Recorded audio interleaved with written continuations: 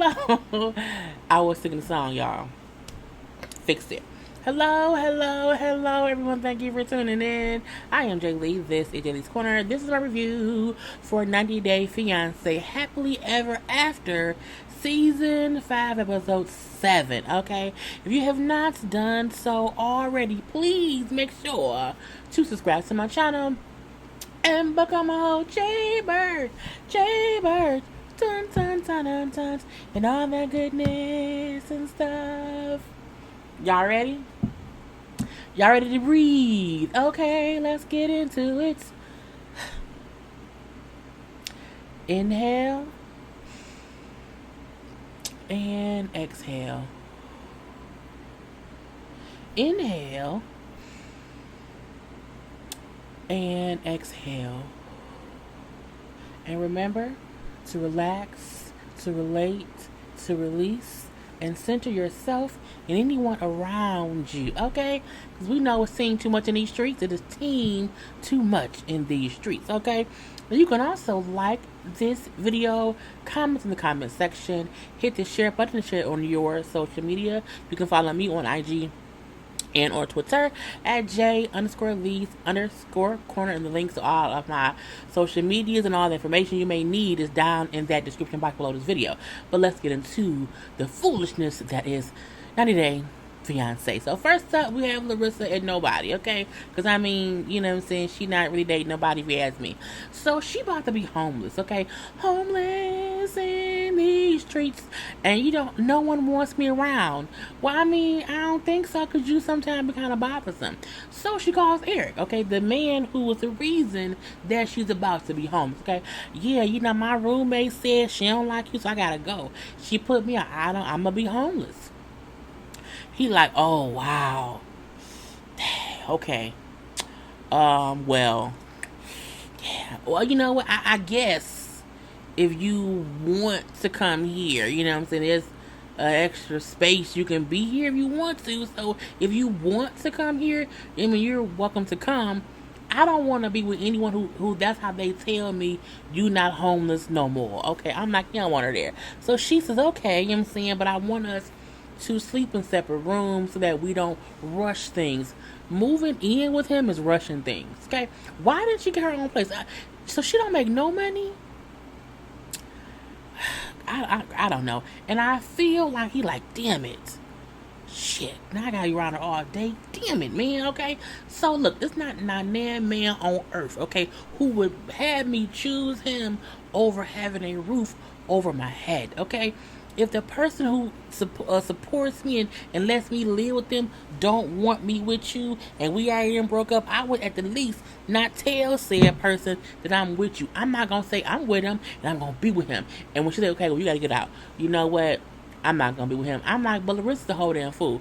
So we do see he comes to help her pack. Well, not pack because he can't come to the house. So she had to pack all her boxes. It couldn't have been any boxes because she had no money. And, put him in his car and then drive it over to his house, okay? So, we see they get to his house and he walks in or whatever. We then meet David. David is Eric's roommate. Yes, Larissa moved in with a man who has a roommate. Larissa got put out of a place where she had her own nice room or whatever, and a whole nice, person helping support her to move in with a man with a roommate. Anyway, David like, look, I am worried, about Larissa moving in because I feel like Eric will get his heart broken because, again, Larissa's batshit crazy. I just feel like it's going to happen, but we're going to see. Now he shows her the room that she's going to stay in. So there's a little room. It's empty. Ain't nothing in there. And then he like, once you get a bed or whatever, you can stay in my room. I'm like, who going to buy her a bed? Like, who going to do that? I don't get it. It's foolishness now, whatever.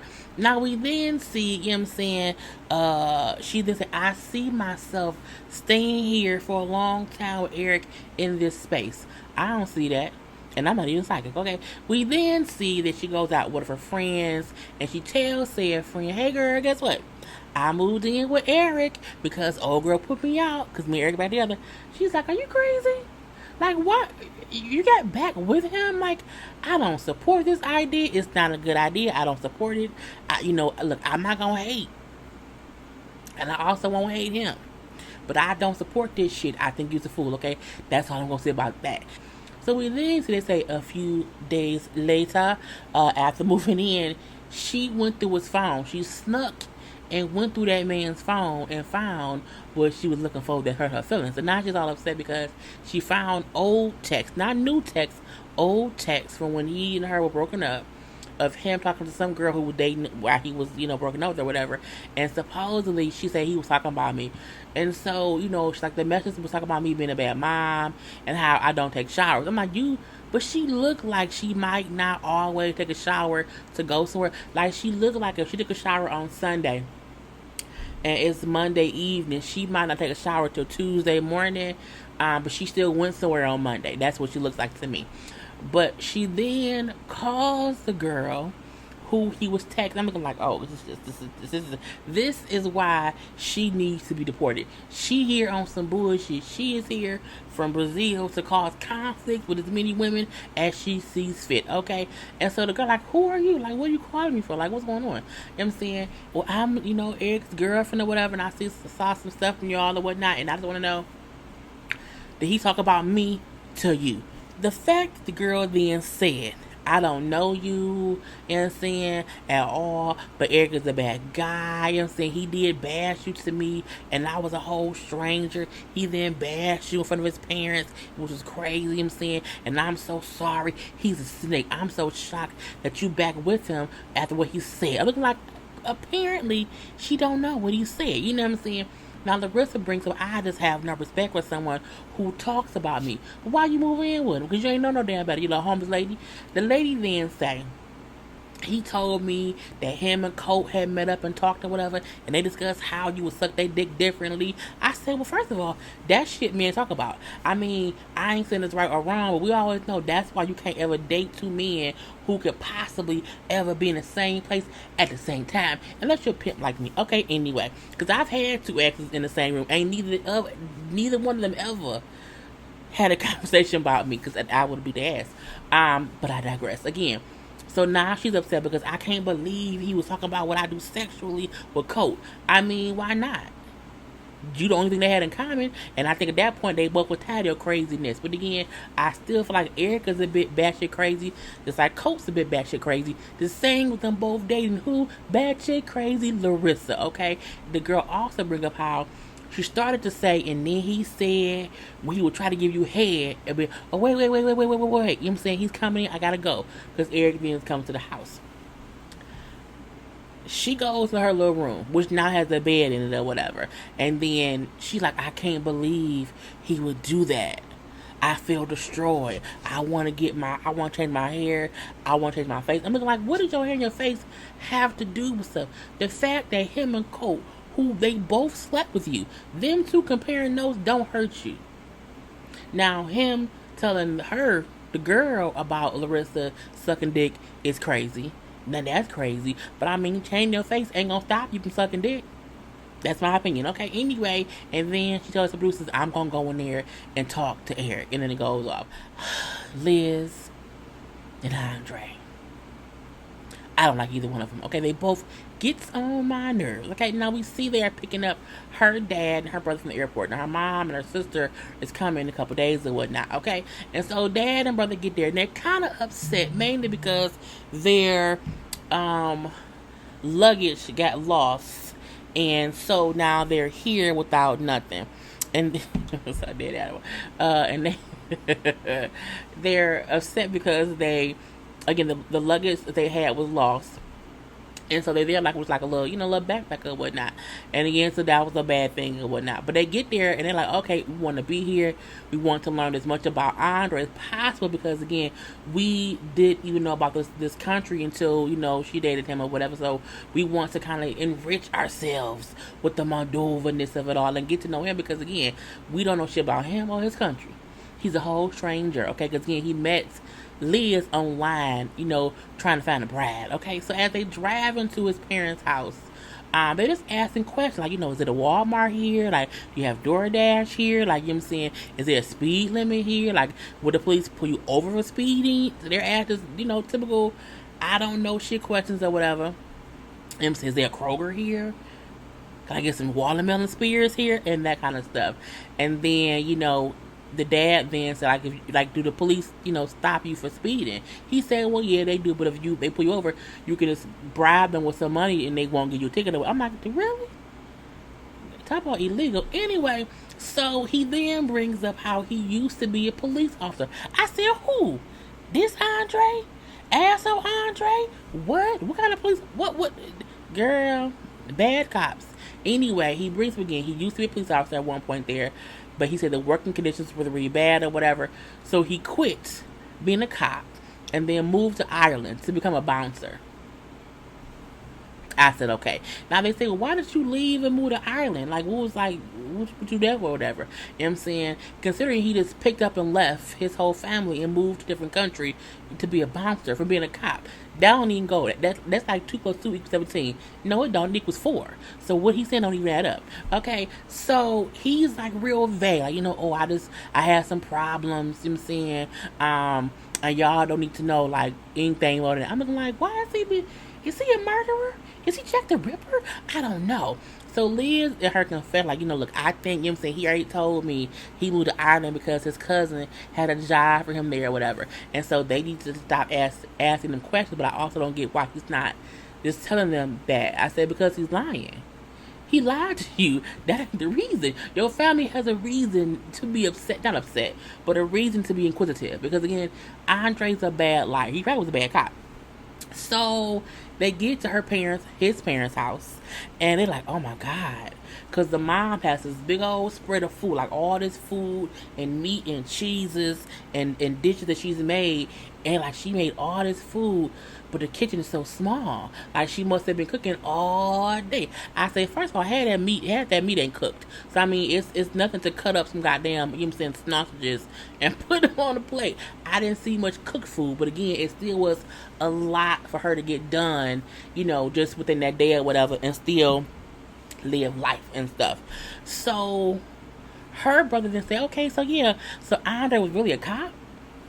He was really a cop? Andre's brother then said, well, yeah, he was a cop for 1 year. I'm like, oh. Now, his brother then says, well, Andre doesn't like to work. So that's the reason he quit his job. He didn't want to work. He went and then moved and got an easy job as a bouncer. Okay? Now, Liz's dad says, I get that or whatever. He expects Liz to work instead. Is that normal here in Moldova? And the daddy, the mama, the brother, and the sister-in-law was like, no, it's not. Okay, we don't know why. The sister-in-law then says, you know what I'm saying, you can't help him, find a job to support the family. Him and Liz, like we did. Like my dad offered him a job and offered to help him, and Andre said no. And they was like, why did you say no? Why you say no? Because they don't know this shit, because Andre be lying, okay? The dad then said it was his pride and his ego. Like, he didn't want me to be his boss. His brother brings up how, I always thought it was strange that he was over there, and at home and not working, because he bragged so much about how America was this big place of, chances and opportunities, and he at home playing, the Rubik's Cube or whatever. And so Andre then, like, with Liz wanted me to stay at home with the baby. She was like, for temporary. The dad then said, okay, well, Liz, do you want him to not work? Do you want him to work? Which, like, no, I want him to get a job. Like, I want that for him. You know what I'm saying? He can't make it seem as if I don't want that. You know what I'm saying? Because now the baby's older. Like, he don't have to stay at home or whatever. He even gets up, well, you said, and he like, I can change my mind. I can do that. He's like, no, you should change your mind back to what we first discussed. He's upset because she's like, you should be working. Like, that's what you should be doing or whatnot. You know what I'm saying? He then said, well, if that's the case, if you don't like, that, like, why would you want to marry me a second time? She's like, well, I don't have to. I don't have to marry you a second time. Which shocks him and everybody else, because they're like, oh, well, this definitely just escalated that we know. And then, you know what I'm saying, he's just upset because his family is now understanding what's really happening in their marriage. Like, he keeps he making shit, because it's when you have a thing where he can only translate to the parents and they can't talk back, but his brother speaks English, so the brother is now, you know what I'm saying, like, oh, okay, my brother owns some bullshit or whatever. Andre, because Liz then gets up to go check on the baby, And then Andre then says, Liz has been unstable lately. I don't know why, if it's her hormones or maybe she's just dumb. But she needs to, figure out that I'm gonna be at home with the baby and that's it. I'm looking like you a whole asshole. But again, she chose to stay with him. That's on her. I'm like, mm, mm. Next up, we have Colt and Jess. Girl, I'm like, she is really on here. I guess so. So Colt and Debbie are going to meet Jess's family. They're going to the house or whatever. And she, first of all, her skirt, see, it was team too much. It was team too short, but I digress or whatever. Now her dad was there, her stepmom, her aunt, and her uncle. As far as that's what we saw the names of them, whatever. And then, her dad brings up how I need to see how he is. Like, I need to see, how he, like, wants to be my daughter, whatever, because he can't just be around here fooling around with her. Like, he has to, want to marry her and not just be out here because she ain't dated a whole bunch of marriages. I mean, like, your daughter's a whole hoochie mama. Ain't nothing but a hoochie mama. Hurrah, hurrah, hoochie mama is what she is. She out here laying it wide and open for Colt, okay? Banging his back out all the time. She busting it open for a Colt. And then Debbie brings up how, I'm not too fond of her dad. He seems weird. I'm like, how you know? You can't speak his language. But I'm like, maybe, Debbie, you weird. Anyway, so we get them sitting down. They eating food and drinking drinks or whatever. Jess getting drunk. Let's just make that clear. Jess is really, knocking back or whatever. And then the dad said, well, how long were you married? Like, and, how long after your divorce did you meet my daughter? Well, I was married for 6 months. And then 6 months after my divorce, I met Jess or whatever. You know what I'm saying? And then her dad asked her to ask Coach if he's ready for the relationship or if he's just like having fun passing time. She on some bullshit. She just said, my dad said, like, do you love me or are you using me to show Larissa that you have a new girlfriend who's Brazilian? I'm like, that ain't what he said. That's not what he said at all. So Colt then say, I want a family with you, you know what I'm saying? And I fell in love with you and, I wasn't expecting to, to find a person, you know what I'm saying, after my divorce, but like you just kind of fell in my lap or whatnot. And so the dad said, okay, I accept y'all. I'm like, that fast? That's it? Girl, the aunt then said, okay, like if y'all in love and y'all want to be married, like y'all should get married here, in Brazil at my house. And we can just do the whole thing. And I'm like, whoa, what's going on here? So Debbie is then not upset, but it's like, see, they move too fast. Like, am I the only one who think they move too fast? Like, there's, like, they have not spent much time together. Like, should they, like, slow down a little real bit? And then Jess, like, I feel like I've been knowing him or with him for years.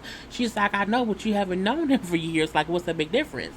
And then Debbie's issue is, why are y'all trying to rush to be married? I feel like she's trying to rush him because she wants a green card. Colt then bring up, like, her and his dad. She just said, well, yeah, me and his dad was together for like 6 months before we either got married or whatever. She said, but we lived together for 6 months, got to know one another for 6 months before we, moved past. And 70 years ago was just different than now. I'm just going to say that. She said, but again, like, y'all don't know, like, it hasn't been 6 months. Y'all, this is y'all third time even being around each other. It's kind of crazy. You know what I'm saying? She, again, feel like he doing the same shit he did with Larissa. So, Jess, to me, then was being childish. She was up here yelling. She talking loud in Debbie's face. She was talking loud and she kept pointing her finger in Debbie's face. Like, and it's getting kind of aggressive or whatever. And then, and fuck you. I'm looking like, where'd that come from? It was weird because it looked like she did remind me of Larissa. Like, getting drunk, getting all riled up for no goddamn reason, and then going off on Debbie. And I feel like, even though Debbie knows this fuck, and she needs to leave Colt alone, she's still right. Colt don't know this girl. So the father then brings up how he don't like Debbie because Debbie seems too bossy. Debbie like, you know what, I just want to go back to the hotel because, like, it's getting too live here. Like, Jess over here, she upset. Yelling, cousin, and fussing or whatever. It's some aggression. I'm gonna go back to the hotel. Colt then said, okay, I'll send you home in the cab, but I'm gonna stay here because, I need to spend as much time with Jess as I can because this trip ain't about you. Look, I don't care what my mom has done. If I'm pissed off, if I'm with the person, I don't care what is happening. I would never in my life send my mom by herself in a taxi to a hotel on her own. I just wouldn't. I need to know where my mom is and that she's safe. I could never do that. If Cole put his old ass mama in a taxi, and the cameras may have been there, I don't know, but still, I would not be able to do that. The following day, Cole gets there, whatever, to the hotel, hungover because he been out drinking all night with Jess, and then him and his mom was talking. Now I wasn't listening that much, but basically Debbie brings up like, I just think that she wants a green card, and I don't get why she's rushing. And Colt not listening too much or whatever, but he do bring up how I'm spending time with her now, but I don't know if I want to get married as quick as she does. But you know what I'm saying, I'm caught in the middle because I told Jess how your opinion does matter to me, but I also want to be with Jess, so I don't know what to do. I'm like, well, I guess so. So then we see Cole and Jess on the beach. I'm on the beach walking. Now Cole had on some boy shorts, okay, and a dress shirt, unbuttoned. And when he said, "When you're in Brazil, you do like the Brazilians," I don't. First of all, I can tell that he was nervous to be walking out there in all his glory. Because you can tell how he kept pulling his shirt around to his stomach. And I want to commend him as a plus size man that he is brave enough to be out there, thighs out, boobs out, belly out, little penis out, and he's out there flaunting it for whoever can see.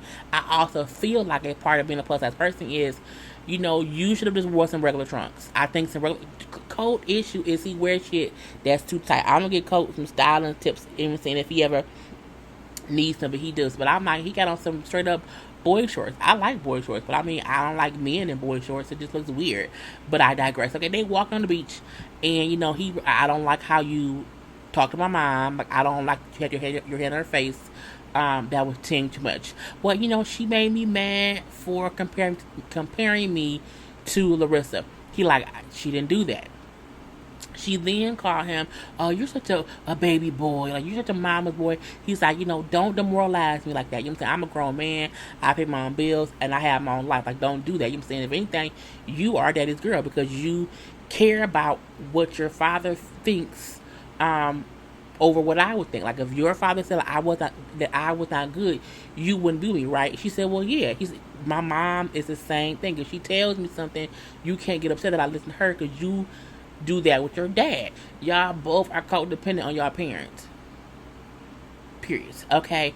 But they agreed to, coexist, and they agreed to make sure to be supportive of the other one when they're being supportive of the parents. I'm like, girl, I guess so. It's just some bullshit if I ever seen one. You have Angela and Michael. I don't like her. Never will, never have, never can. Jerks on my nerves, okay? And so they go on to the market because his mom and aunt is coming over for dinner. And she tells him that he needs to serve them dinner because she is not going to be, adhering to any Nigerian customs, even though she's in Nigeria. I'm not living like a Nigerian. I'm not waiting on no man. And saying, if they come to my apartment because I paid for it, it's my money. I'm saying, and I'm like, bitch, really? Girl, he said, look, it's our money. It's our money. It's our apartment. It was yours is mine. Well, not to be getting married. Please don't marry her. Just don't do it. So they go to the market or whatever, and she is like, I don't want to be here. I don't know what we need. Like, it was dumb. And then when she gets to the point to where I don't want this food or whatever. In America, we have processed food and canned food and packaged food, whatever. We don't go to no market that has like the rice just open, like the beans just open, and the meat just sitting around being cut up or whatever. I'm like, the back is called the butcher shop. But you gonna cook, Michael, and I'm gonna order some pizza. Okay, and that's it. So as they walking past stuff, because he's trying to go get some goat meat, and she don't want to go. They get up to the meat section, and there's like 2 goat heads just sitting there, because again, they killed the goats. Oh my god. Oh my god. Oh my god. She running out. She pushing Michael. It was just dumb. You know what I'm saying? Because, oh my god, it was a go ahead. Look, I would not want to see the head of any animal sitting anywhere. I still would not react the way she did.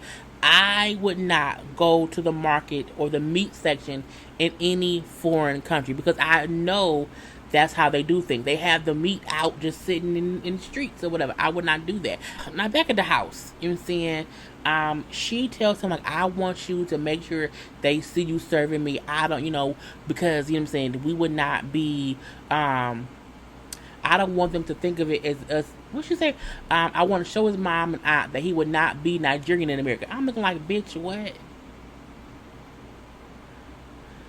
She even tells him that he should not open the door because she wants the mom and the aunt to see him in the kitchen cooking and cleaning and doing whatever. Because I'm not a girl. And the mom saw, she was like, I was surprised because that's abnormal for the husband to do this. And the aunt looking like, so you gonna learn to cook our meals? Angela say, I don't have time to cook. So Michael will have to learn to cook for them as a family. I'm looking like, oh my God. So she walks away and Michael brings up, well, she's going to be working, so it makes sense. I would have to eat. So she working, I would have to cook for myself because she won't be there. Like, I would have to be at home for some time being there, would not. And then the mama and the aunt won't eat the food he cooked because I guess it was a cook, right? And then Angela then pulls out some pizza. See, this is American. Try this. And they get the pizza and they eat the pizza with a fork. The mama likes it. It just tastes good. And I'm like, I just can't. You know what I'm saying? And I'm like, the mama would say, I just hope God blesses y'all with some children. I'm like, there's not nan children popping out of her cooch. It just won't happen. And, Angela still had not told him that she may possibly have cancer in her uterus. But I'm looking like, I think even if she's as healthy as an ox or whatever, she can't birth no babies. Kalani and Asuelu. It was pretty easy for Kalani and Asuelu. They're back home from their trip, but they ain't talked it. Now, we saw last episode, he talked to her dad and said he was going to apologize because he was wrong. And so, him and her go to the park with the kids, and they're like, I want to admit I was wrong, you know what I'm saying, for what I said and how I acted on that trip or whatever, and I'm sorry, you know what I'm saying, and, I won't do it again. Well, thank you for saying that, you know what I'm saying, but that's progress, but it doesn't mean nothing if you don't change. He then brings up, I think we both need to change some things. No. We're not talking about me. This is about you, okay, and you own it. I'm like, see, that's the problem. She don't want to admit that she also can change a little bit, okay? Anyway, he's like, look, I will learn from my past mistakes, so I'm saying, and so we can move forward, and that's it. Can I kiss you? Can I hug you? Yes. They hug and they kiss. I'm looking like, see, they're gonna get pregnant again. So it's just kind of dumb. He then brings up how he wants to go see his family in Washington. So he has his two sisters who stay in the USA. Okay, now the two sisters, they have the same mom but different dads. He also brings up how he's not that close to the one sister, but his mom has a green card, so she can come back and forth to Washington where they are. It's like a Samoan land, but it's in Washington. So the mom can go back and forth to that place, in Samoa or whatever. And so the mom is currently in the USA. And so he wants to go take a trip to see them in Washington since they cannot go to Samoa. And so, you know what I'm saying, I'm like, well, that's a good idea, whatever, it's fine. So, constantly, we can do that. We can go take a trip to them, like, let's call them, see what happens or whatever. But she's like, but if we go, like, you can't be over there, like, you know what I'm saying, just toss me up under the bus and, walk away from me or whatever, and, like, just not doing the right thing. He says, no, I won't toss the bus on you. I want you to be my bus driver. I'm like, he just don't, the English is just kind of crazy. Because it's kind of crazy. So they then Skype the mom and the sister. The mom already go back to Samoa. I guess I'm being lazy here. Like, there's no work to do here. You know what I'm saying, all I do is lay around, sleep, eat food, and like I'm gonna die. And I don't want to do that. I want to go back to Samoa. She also, I'm just happy that God allowed my children to be here and happy and in love. Oh, I pray so much for that. I'm like, okay, she prays a lot. You know what I'm saying? So he like, we was gonna go to Samoa, but we not gonna go. So because of the music outbreak. And then I want to come see you. Oh, I'm so happy. I pray so much for us to be alive and to live. I would love to see you and my grandchildren. I would love it to see all of you, whatever. I'm like, okay. And so, Claudia bring up how, well, usually when we talk to them, they ask for money. And sure enough, the mom said, well, I need some money. I need $1,000. And he's like, well, I don't have 1,000. Like, I have to get food and baby stuff for my kids and my wife. Like, I have like 500. The sister then said, you know, you need to know that you have to take care of your family like we're family. So you have to. I'm like, bitch, his family's his wife and his kids. What the fuck? I'm like, and you, girl, I was like, y'all on some, it's gonna be some bullshit in Samoa. Okay, I ain't got time for that. If that man told you he has to provide for his children and wife, shut up and take the $500. I'm like, the fuck she mean? Okay, and then lastly, Paul and Karina. This is a long ass review, but the show 2 hours, so it was what it was. Paul got his dogs back. He had put up girl at some kind of place, a training facility, while he was over there in Brazil.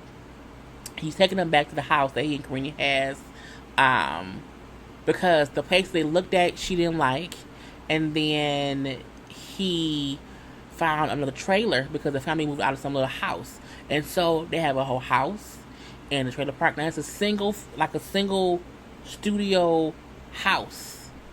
Okay, so it's like one room and then a bathroom. Okay, the bathroom does have a door. But the other part is like it's the stove in there, a refrigerator, and like a bed. So you know it's that. So his thing was like, you know, we couldn't stay where we were. We can't afford to be at the hotel that long or whatever. But you know what I'm saying, this small house, one room studio house, whatever will do. Now it was nice. It wasn't even. I mean, it was small, but it was a finished space. It looked like a barn. It was a she shed. It was a she shed, but it was a finished she shed with a bathroom. It was really that simple. But I'm like, it makes sense for them to be there while they're waiting for him to get a job. And so again, he's out his hope she likes it because again she hated other places or whatever. And so she gets there. It's a yard. It's green grass. The dogs have the whole space outside and a little kennel or whatever. And then on the inside, there's enough space for them to have the bed, a nice ass bed. It's a couch in there. Like it's a nice size. And she looked around. She was like, I like it. It's clean, it's put together. I like it, but I just need some curtains on the windows because I don't want nobody, you know what I'm saying, just walking in and seeing shit. He puts a sheet on one window and then puts the pillows on the other window because they ain't got no sheets. I'm like, Lord Jesus Christ. And then he has to find a job, and that was the whole episode. Okay, so again, thank you for tuning in. That was a long one. I am Jay Lee. This is JLeesCorner. Peace.